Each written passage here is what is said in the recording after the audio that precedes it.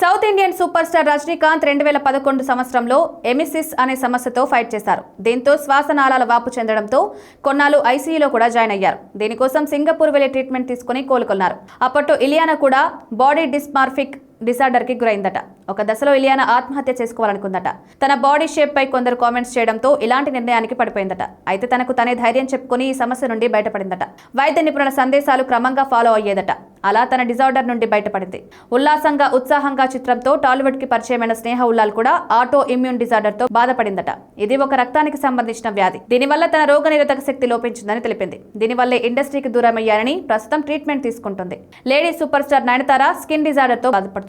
మేకప్లు వేసుకోవడం వల్ల తన ఈ డిజార్డర్ కి గురైందట. ముఖ్యంగా నాన్ వెజ్ తింటే ఈ వ్యాధి ఎక్కువగా ప్రభావం చూపుతుందట. దీనికోసం కేరళ వైద్యం ఇంగ్లీష్ మెడిసిన్ వేసుకుంటూ జాగ్రత్తలు తీసుకుంటుందట.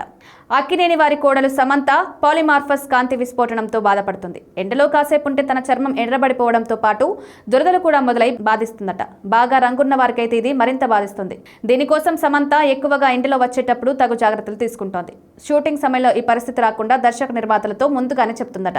ఇటీవలే రణ్వీర్ ని వివాహం చేసుకున్న దీపికా పదుకునే కూడా గతంలో డిప్రెషన్ కి గురైందట.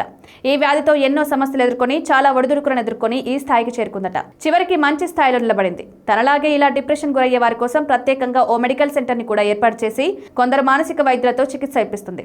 డిప్రెషన్ తో బాధపడే ఎంతో మందికి దీపికా సక్సెస్ ఓ స్ఫూర్తి.